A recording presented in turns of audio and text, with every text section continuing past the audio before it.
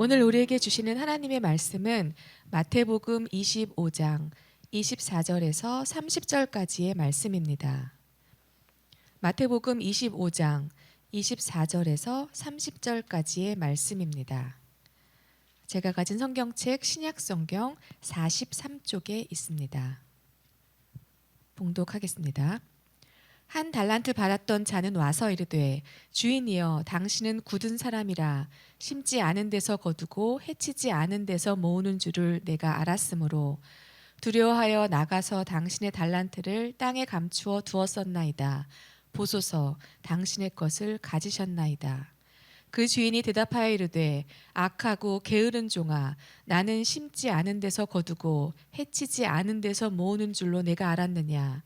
그러면 네가 마땅히 내 돈을 취리하는 자들에게나 맡겼다가 내가 돌아와서 내 원금과 이자를 받게 하였을 것이니라 하고 그에게서 그 한 달란트를 빼앗아 10달란트 가진 자에게 주라. 무릇 있는 자는 받아 풍족하게 되고 없는 자는 그 있는 것까지 빼앗기리라.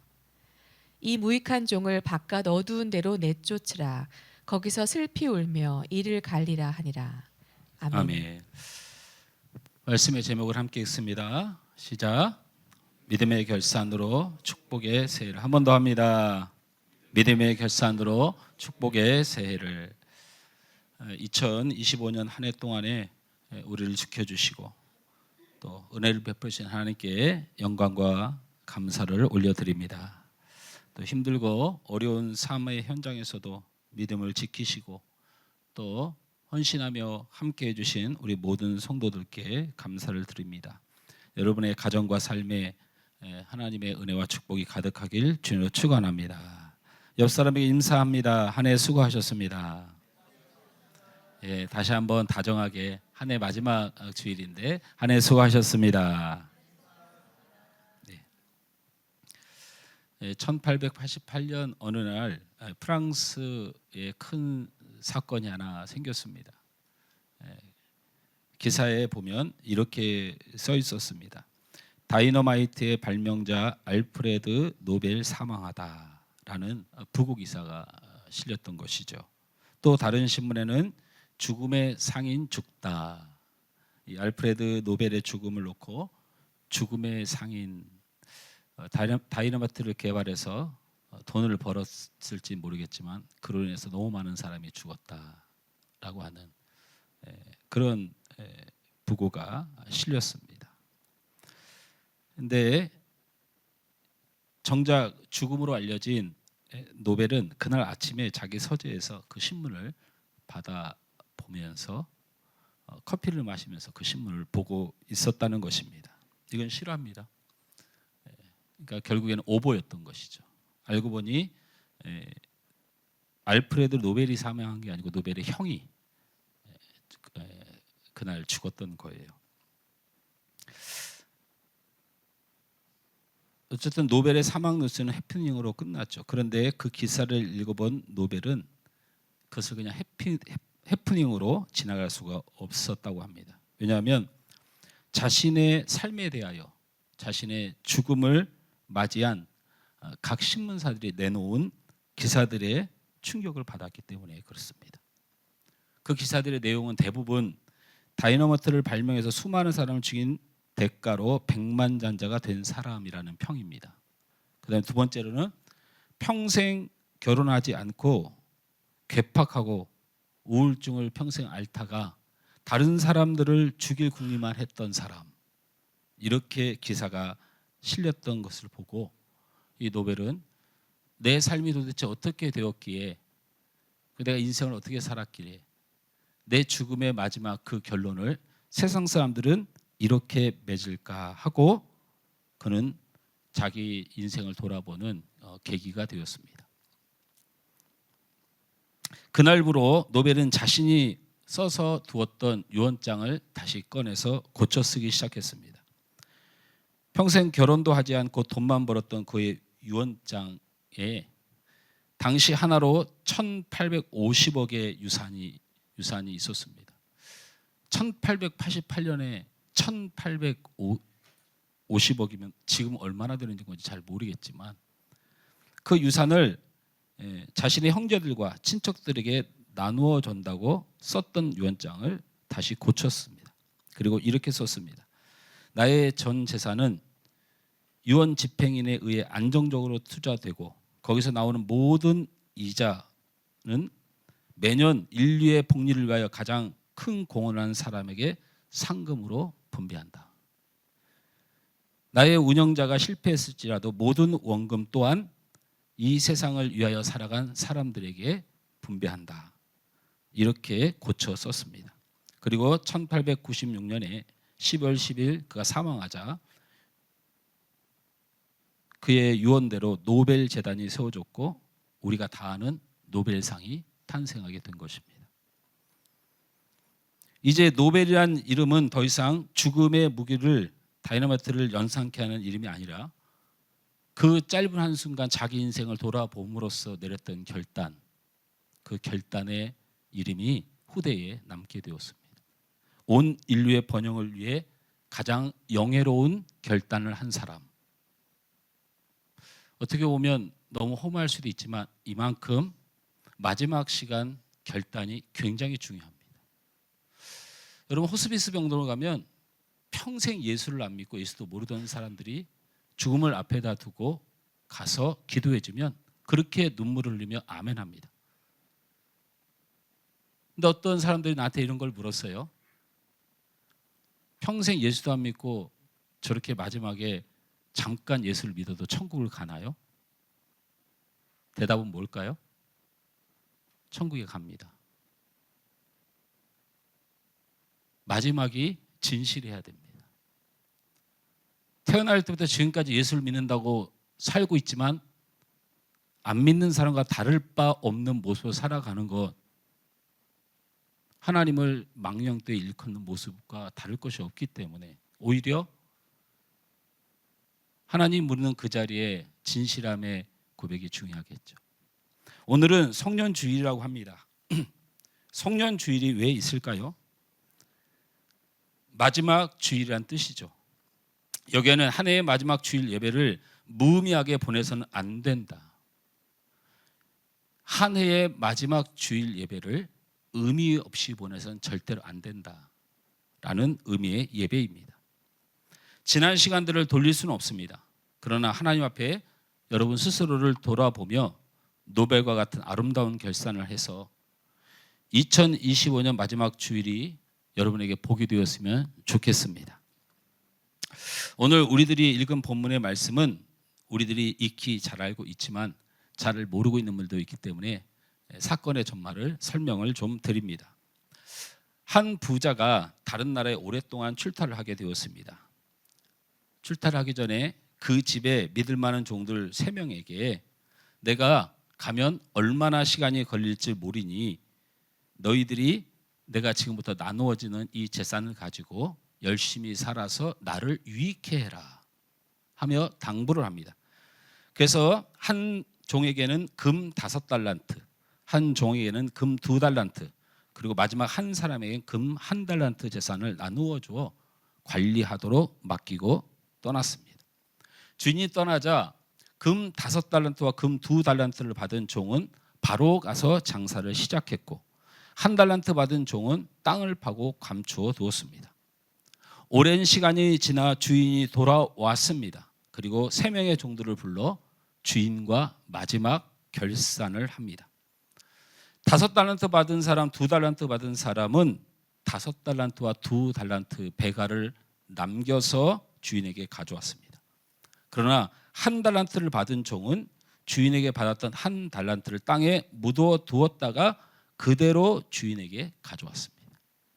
바로 여러분이 오늘 성경 봉독에서 읽은 말씀이 그 1달란트를 주인에게 가져온 그 종과 주인의 대화를 말씀으로 읽은 것입니다. 주인은 그 결산에서 이렇게 말합니다. 열심히 일하여 배를 남긴 종들에게는 착하고 충성된 종이라고 칭찬하고 맡겼던 것도 그들에게 주고 거기에 더하여 그의 소유를 풍성케 나누어 주었습니다. 그러나 받은 것을 땅에 묻어두었던 종은 무익한 종, 악한 종, 게으른 종이라고 책망하고 가진 것을 빼앗아 충성된 종들에게 다시 주었습니다. 여러분, 우리 기독교는 어떻게 보면 말씀의 종교입니다. 그렇죠? 그렇죠?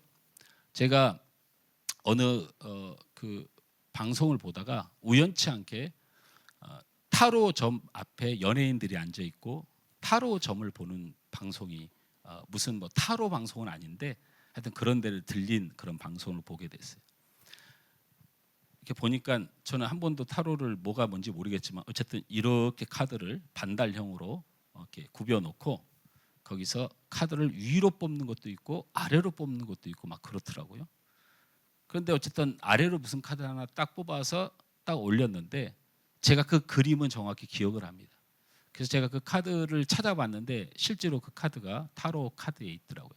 그래서 방송시에 띄워주려다가 송년 마지막 주일에 내가 점을 보는 거 올릴 필요는 없겠다 싶어서 여러분 또 궁금한다고 또 타로집에 갈까 봐 걱정이 돼서 올렸는데 하여튼 여러 가지 모양이 있어요. 그러면서 하는 말이 이렇게 얘기합니다. 이 카드는 3대가 복을 받는 희귀한 카드다. 진짜 축복이다. 이렇게 타로 점을 보는 분이 이야기를 해요. 그래서 그 카드에 그 정확한 이름을 오는데 그게 무슨 10번 카드예요. 그러면서 그분이 이제 그 좋아하는 그 연예인들에게 이렇게 얘기합니다. 3대가 잘 됩니다. 그러니까 어떻게 올 한 해 잘 됐습니까? 이렇게 이제 먼저 물어요. 그랬더니 그냥 사실 코인을 했는데 폭망했는데 앞으로 잘 되려나? 이렇게 얘기를 하더라고요. 그러니까 이분이 3대가 잘 돼야 되면 일단 본인부터 잘 돼야 되잖아요. 그래서 이 타로 하시는 분이 굉장히 능숙하게 걱정하지 말고 3대가 잘 되니까 자녀가 잘 될 거라고 이렇게 얘기하니까 그 연예인이 하는 말이 저 결혼을 안 했는데요 이러는 거예요. 그러니까 얼굴이 그 하얘지더니 그분이 하는 말이 3대가 꼭 친족으로 흐르는 건 아니라고.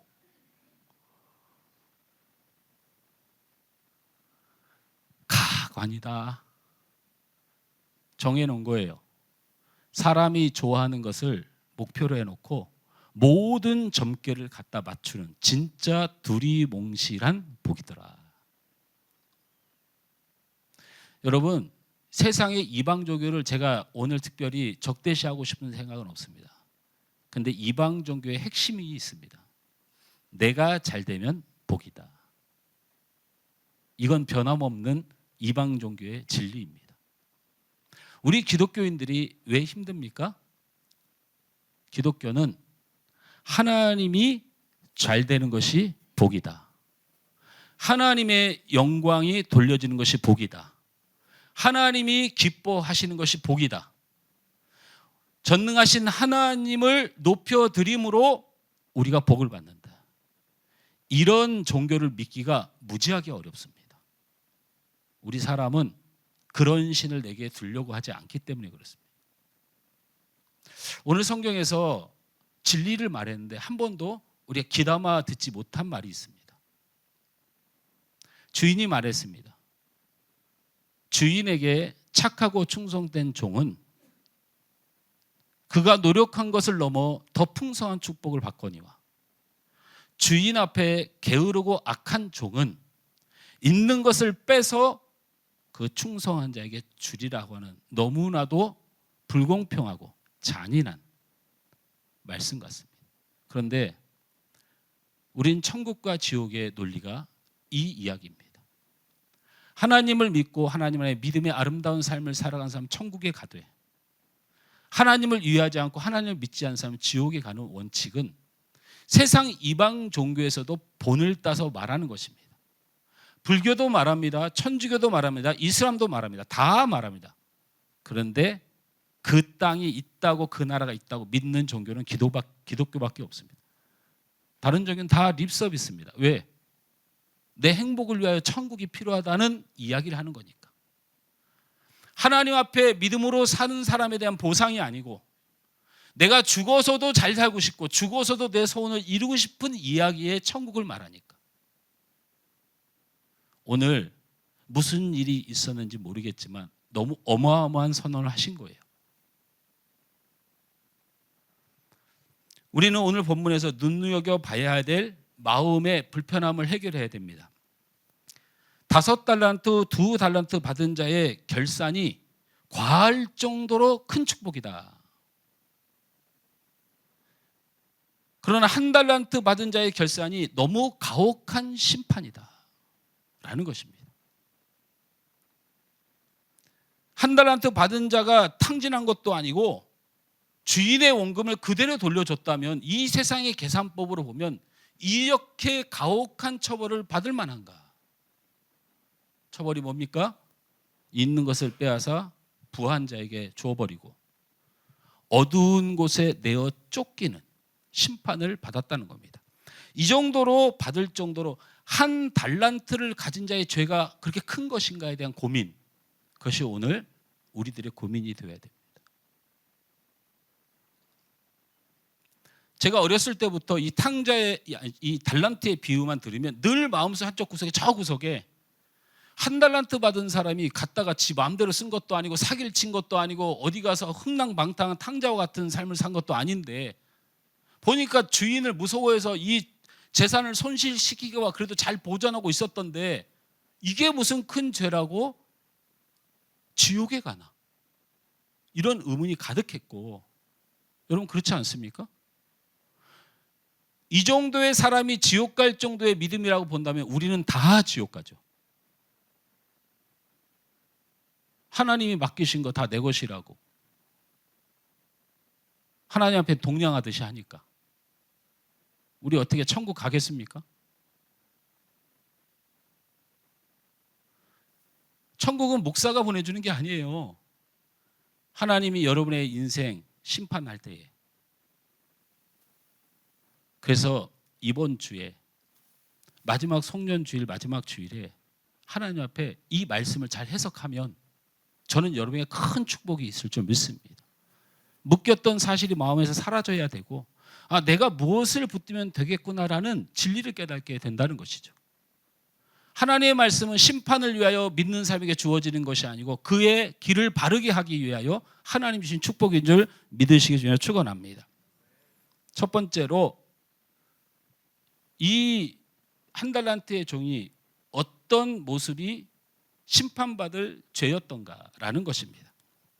바로 따라합니다. 비교하지 맙시다. 비교하지 맙시다. 이 한 해를 마무리하면서 비교했던 내 자신을 돌아봐야 됩니다. 5달란트, 2달란트 받은 종들과 1달란트 받은 사람은 자신이 1달란트를 받는 순간 속상하기 시작했어요. 왜? 비교해서. 누구는 5달란트 주고 누구는 2달란트 주고 나는 왜 1달란트야? 이 마음이 있었다니까요. 근데 오늘 한글에는 안 써 있잖아요. 그리고 원어에는 써 있어요.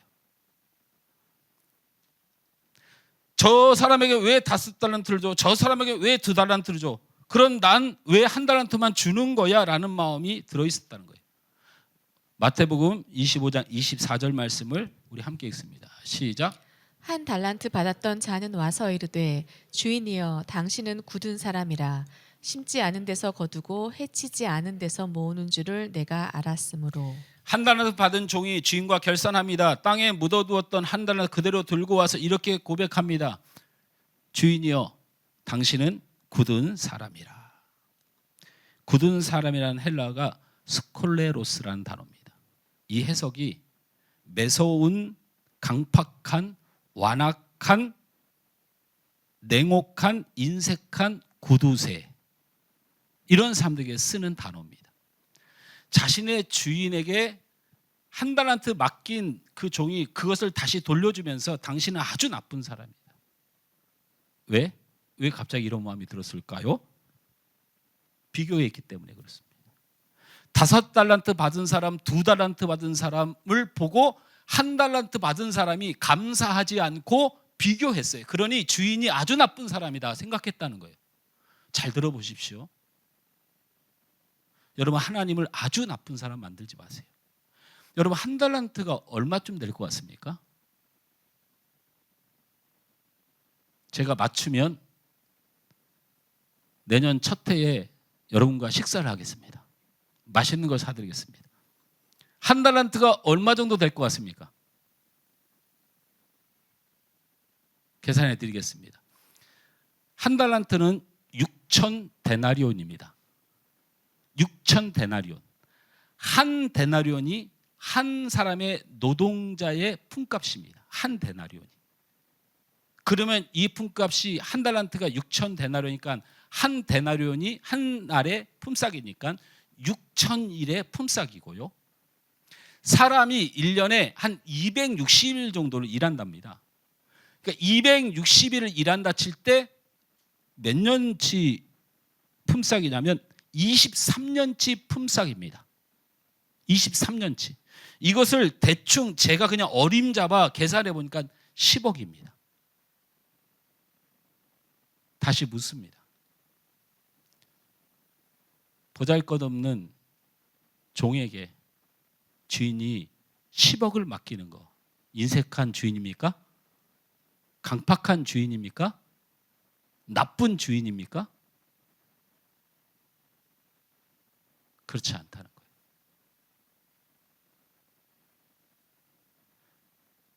50억을 맡긴 사람한테 화가 난 거죠. 20억을 맡긴 사람은 못 견디는 거예요.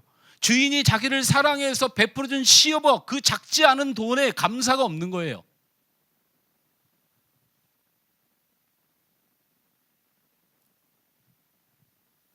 한 가지 말씀을 더 읽어봅니다. 마태복음 25장 15절 말씀을 함께 읽습니다. 시작.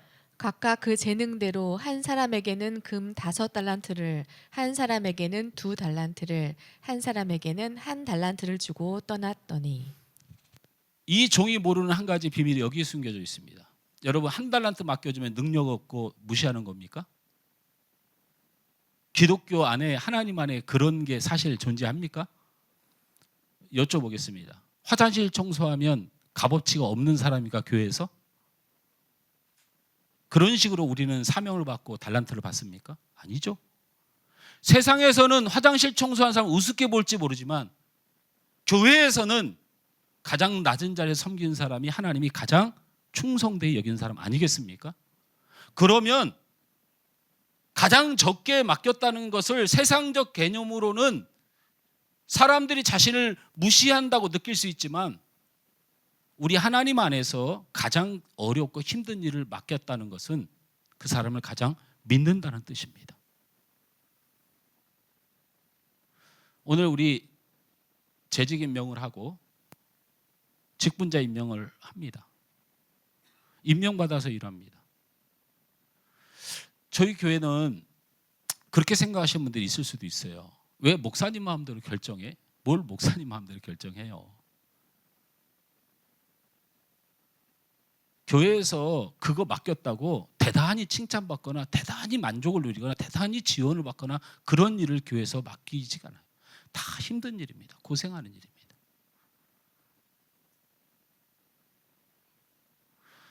저는 우리 예배팀에게 너무 감사하죠. 우리 방송실 친구에게 너무 고맙고 우리 성도들은 저를 일주일에 설교를 통해서 한번 보잖아요. 우리 예배팀이나 방송팀이나 저는 와서 이거 이렇게 해라 저렇게 해라 목사한테 잔소리를 가장 많이 듣죠. 그러나 믿고 맡기는 거예요. 그래도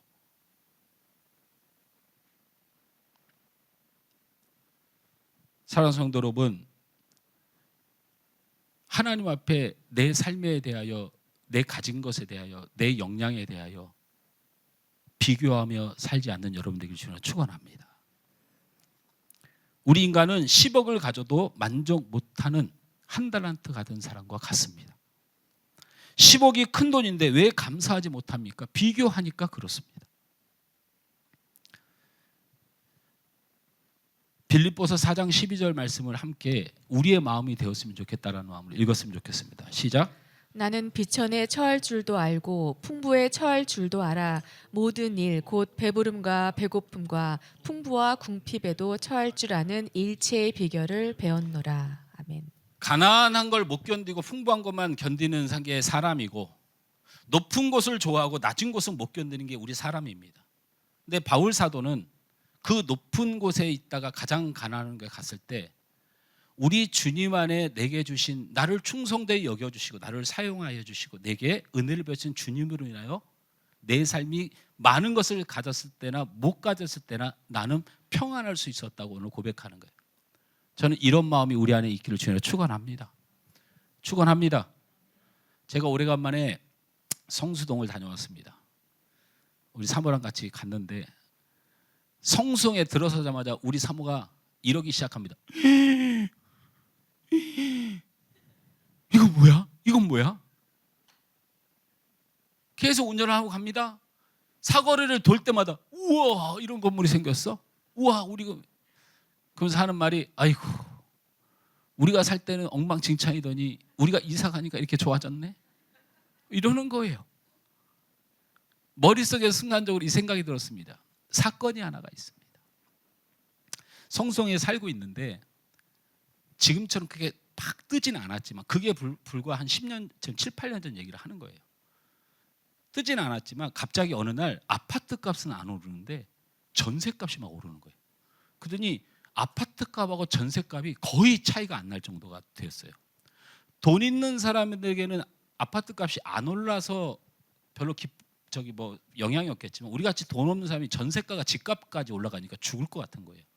그 차이가 2, 3천만 원 차이가 났었어요. 그때 우리가 전세 살던 집 주인이 지방에 서울에 집만 가지고 있는 사람인데 전화가 왔어요.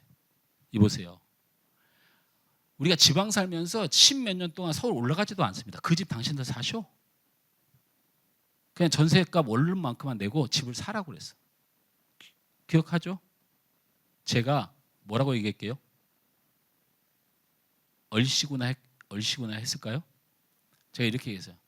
저는 목회자라 그렇게 올려주신 돈 가지고 집을 살 능력도 안 되고 저는 뭐 아직 집을 갖기에는 욕심이 없습니다 하고 그걸 포기했어요. 우리 사모가 그걸 왜 그랬어? 대출이라도 받고 막 해줘. 대출을 한 번도 받아본 적이 없고 그게 뭔지도 몰라요. 저는. 그래가지고 우리가 장안동으로 이사를 간 이유가 싼 데로 간 거예요. 싼 데 가서도 어떻게 했나요? 교회 건축한다고 가지고 있던 집 빚내서 가지고 있던 집 제끼고 교회로 왔잖아요. 근데 우리 사모가 자꾸 그 발전된 도시 지금 그 아파트가요. 그때 당시에 제가 말씀드리면 한 요 정도 됐었어요. 지금은 요 정도 돼요. 무슨 말인지 못 알아듣나 봐요. 그때는 요 정도였는데 지금은 요 정도 된다고요. 얼마 차이가 날까요? 18억 된대요. 그때 4억이었던 게. 7년 내에 얼마가 오른 거예요? 4억이 18억 됐으면 얼마가 오른 겁니까? 14억 오른 거죠. 세상 사람들 이 일로 우울증 걸리고 자살해요. 투자 실패하고 삶을 엉망으로 살았기 때문에. 제가 우리 사모한테 그날 그 현장에서 송송 지나가면서 호통을 쳤습니다. 나는 목사하고 당신은 사모야. 돈 많이 벌고 많이 가지면 좋지. 그러니까 우리가 그것만 좋은가? 가난하고 없고 힘들어도 우리 하늘소망 함께 섬기면서 목사로서 주님 말씀 하나하나 순종하는 거, 내게 주신 거 감사하면서 살면 되지. 뭘 자꾸 막 와 여기 살 걸, 막 여기 살 걸, 그때 그 아파트 살 걸, 그러고 앉았어. 야단을 쳤더니 삐져가지고 내가 언제 그렇대요? 그랬더니 그날부터 말을 안 해요. 좋습니다. 다 좋아요. 이 세상 먹고 살고 가지고 누리고 사는 거 하나님이 싫어하는 거 아닙니다. 여러분 부자 되고 직장 잘 되고 여러분 자녀들 잘 돼야 됩니다. 그 축복으로 교회도 하나님의 일을 할 수 있으니까 그건 부인할 수 없습니다. 그러나 이거 하나는 기억하십시오. 진짜 그 축복을 이루려면 지금 주신 것, 지금 있는 것에 감사하시길 바랍니다. 이 한 달란트 받은 자의 치명적 실수는 내게 있는 것에 대한 원망과 불평에 있어요. 어디 주인한테 저런 구두쇠 같아? 나는 뭐야? 나한테 왜 이래?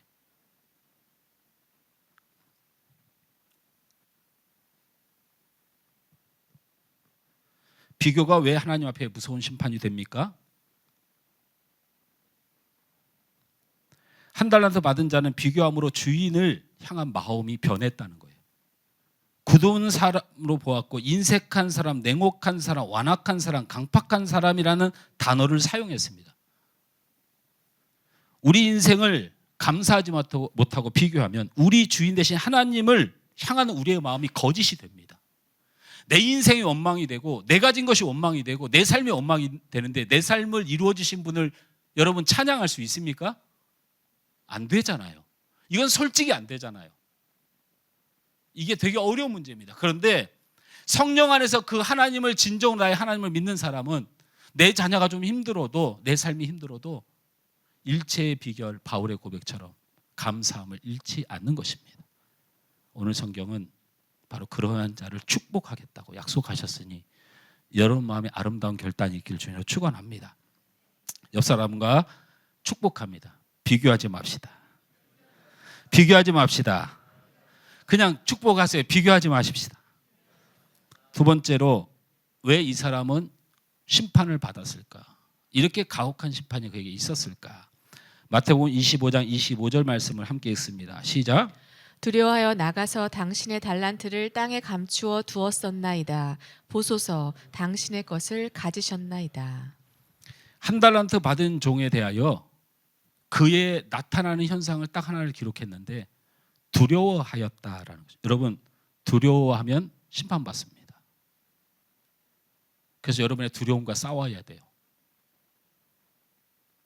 여러분 안에 있는 염려와 싸워야 됩니다. 루마니아의 공산주의 체제 밑에서 박해를 받던 범블런트 목사님의 유명한 이야기가 있습니다. 그가 감옥에 갇혔습니다. 성경을 읽으면서 두려워하지 말라는 말에 은혜를 받고, 그런데 성경을 계속 감옥에서 할 일이 없어 계속 성경을 읽다 보니까 두려워하지 말라는 말이 굉장히 많이 기록된 거예요. 그래서 이 두려워하지 말라는 말을 찾았더니 몇 개가 나왔을까요? 365개가 나왔다. 365개는 365일이 되죠. 그러면서 이 범블란트 목사님이 거기서 무슨 말 고백했냐면 매일매일 감사하라. 매일매일 하나님을 믿으라. 두려워하지 말라. 믿음은 매일매일 하나님 앞에 두려움을 갖지 않는 것입니다. 여러분 잘 알다시피 제2차 세계대전 당시에 그 전쟁으로 죽은 사람의 청년의 수가 30만 명이라고 기록이 나와 있습니다. 그런데 이 전쟁 때 이 청년을 보내고 걱정이 되고 염려가 되고 불안에 빠져서 죽은 미국 사람만 100만 명으로 집계가 됐습니다. 총탄에 사람이 죽은 사람보다 불안과 공포와 두려움으로 죽은 사람이 몇 배가 넘었다는 것입니다. 노만 빈센트 필 박사 하면 많이 어디서 들어본 사람입니다. 그 사람이 뭘로 유명합니까? 사람의 심리에 대하여 분석을 하는 사람입니다. 이 사람의 분석을 보면 사람들이 걱정하고 두려워하는 것 중에 실제로 일어나지 않는 일에 대한 걱정이 한 40%를 가지고 있다. 실제로 아무 일도 안 일어날 건데 일어나지 않았는데 그냥 두려움을 가진 사람이 한 40% 되고, 전에 한번 겪었던 일로 지나간 걱정과 두려움에 대하여 한 30%를 가지고 있다. 그리고 별로 중요하지 않은 일에 두려움을 가진 것이 22%, 힘으로 어쩔 수 없는 것에 대한 걱정과 두려움이 4%. 다시 말하면 그의 연구 결과에 보면 근심과 두려워하는 96%는 아무 일도 안 일어나도 두려움과 염려로 산다는 거예요. 우리 인생이 그래요. 아무 일도 아니라는 일에 우리는 염려와 걱정을 하고 있는 것이 훨씬 많다. 사랑하는 성도 여러분, 한 달란트 가진 자의 심판은 두려움을 가진 심판입니다. 두려움을 가진 신앙은 하나님을 전능하신 하나님으로 믿지 않는다는 삶의 심판입니다. 여러분 왜 두려워합니까? 하나님이 없으십니까? 하나님이 보시기에 두려워하는 백성을 보면 저가 하나님이 없다고 믿는다고 판단하신다는 거예요. 마땅히 심판받아야 되지 않습니까? 이 한 달란트 받은 종이 왜 두려움을 가졌습니까? 주인을 못 믿기 때문에 그랬습니다. 두려움이 생기는 것은 세상의 인생이겠지만 우리는 세상의 삶을 사는 것이 아니고 전능하신 하나님 아래 사는 백성인 걸 믿으시길 바랍니다. 우리에게 닥쳐오는 모든 두려움을 주님이 주시는 능력을 믿음으로 물리쳐서 이 결산에는 두려움을 떠나보내고 염려를 떠나보내고 그 하나님을 믿는 믿음이 하나님에 올려지길 주님으로 축원합니다. 옆 사람을 축복하십시오. 두려워하지 마십시오. 두려워하지 마십시오. 옆에 사람에게 다시 하게 하나님이 없니? 다시 한번 옆 사람을 축복합니다. 하나님이 없니? 그냥 반말로 해도 됩니다. 이런 거는. 여러분 깨달아 보십시오. 한 달란트 받은 사람이 숨겨둔 게 무슨 심판받을 일인가 우리께 생각했으나 오늘 말씀을 분석해 보면 불신앙이 가득하지 않습니까? 하나님이 없다고 믿는 자 얼마나 하나님의 큰 심판을 받아야 되는 셈. 두려워하지 마십시오. 세 번째로 어떤 심판을 받았습니까? 마태복음 25장 26절을 같이 읽습니다. 시작. 그 주인이 대답하여 이르되 악하고 게으른 종아 나는 심지 않은 데서 거두고 해치지 않은 데서 모으는 줄로 네가 알았느냐. 한 달란트 받은 종은 매우 게으른 종이었습니다. 그런데 이 게으름에 대한 심판을 하나님이 하신 건데 이걸 맨 마지막에서 너무 시게 말하셨어요.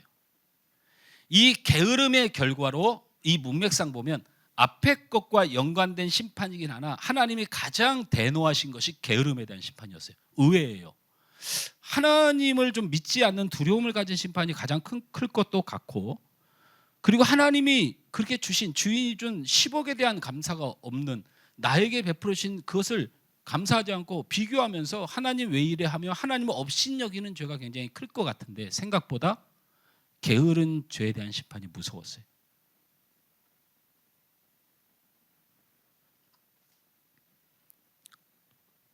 한 달란트 받은 사람이 그대로 가져와서 주인에게 하는 말이 이렇게 말했습니다. 잘 들어보세요.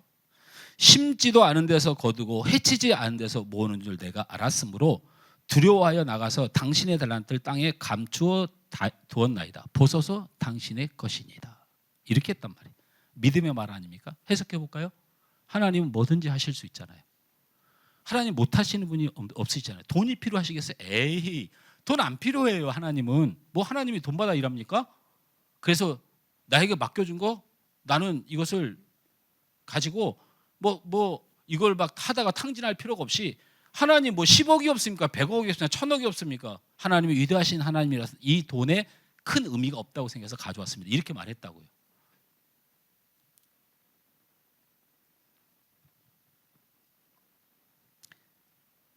얼마나 큰 거짓말인가.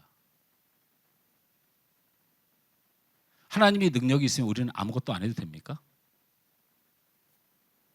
하나님이 부족한 것이 없으면 우리는 아무것도 안 해도 된다고 생각하세요?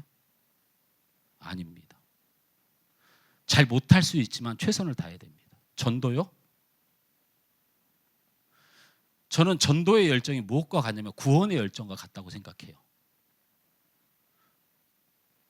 정말 천국이 있고 예수를 믿어 천국 간다고 믿는 사람은 절대로 내 가족이 지옥 가길 원하지 않는다고 생각합니다.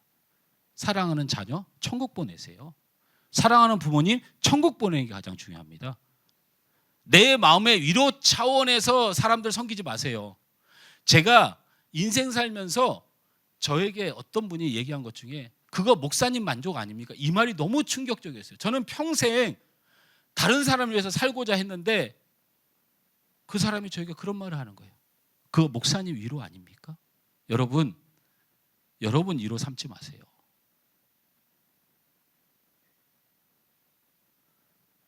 그러나 천국 문제를 보면 알 수가 있어요. 제가 여러분한테 물어보겠습니다. 어떤 주인이 여러분에게 10억을 맡겨서 이윤을 남기라 했습니다. 나는 10억으로 장사를 할 자신도 없고 이걸 남길 자신도 없는데 손해를 보면 안 되면 여러분 무엇을 하시겠습니까? 예? 우리 돈에 그 아주 그 민감한 사람이 있을 수 있어서 주인이 돈을 맡겼는데 한 가지만 안 하면 돼요. 손실만 안 일으키면 되고 어떻게든 이윤을 남기라고 했는데 장사를 할 자신도 없고 이것을 갖다 불릴 자신도 없으면 여러분 어떻게 하시겠습니까? 그게 다 그렇게 얘기하잖아요. 은행에 맡기면 뭐라도 나와요? 이자라도 나오잖아요. 그러면 성공한 거 아닙니까? 그러면 성공한 거 아니에요? 근데 이게 여러분 생각 같습니까? 아니에요. 성경이 얼마나 치밀한지 제발 성경은 굉장히 두려운 말씀이라는 거예요. 그 이야기가 성경에 기록되어 있어요. 오늘 본문에 읽어드릴까요? 마태복음 25장 27절 같이 읽습니다. 시작. 그러면 네가 마땅히 내 돈을 취리하는 자들에게나 맡겼다가 내가 돌아와서 내 원금과 이자를 받게 하였을 것이니라 그래. 하고. 네가 그 돈을 손실지 않기 위해서 그게 네 진심이었다면 나 주인에 대하여 그런 충성된 마음이 있었다면 가서 장사하라고 안 한다. 사업하라고 안 한다.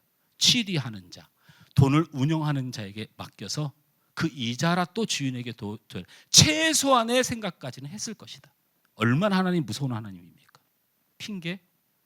하나님이 능력이 있어서 안 한다고요? 아니요. 그냥 안 하는 거예요.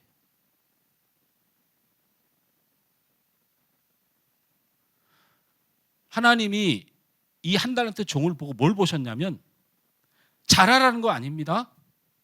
대단하라는 거 아니에요. 그래도 주인을 생각하고 사랑한다면 최소한의 움직임 정도는 했을 거라는데 너는 그게 없었다는 거예요. 그러니 고로 너는 심판을 받아야 돼. 내 종이 아니다. 여러분 아십니까? 이 엄청난 죄예요.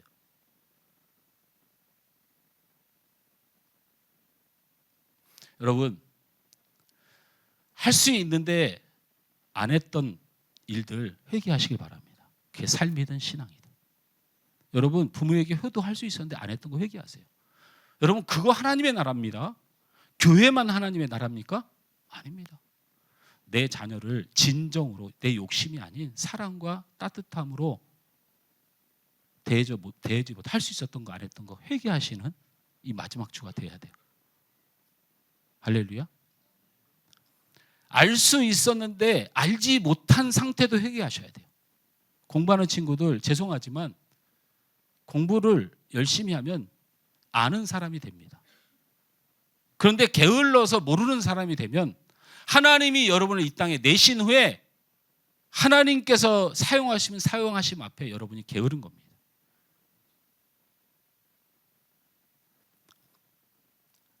나의 일을 남에게 맡겨놓고 내가 하기 싫어서 다른 사람 하게 해놓고 마음 편하게 있는 분들 하나님 앞에 서시길 바랍니다.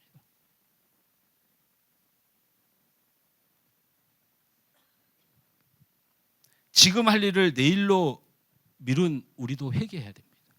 지금이 가장 필요한 때인데 다음에 할게. 다음에 하지. 여러분 다음에 할게라는 말하는 사람 그 일 절대로 안 합니다. 사람은요 자기에게 좋은 것을 절대로 다음으로 넘기지 않습니다.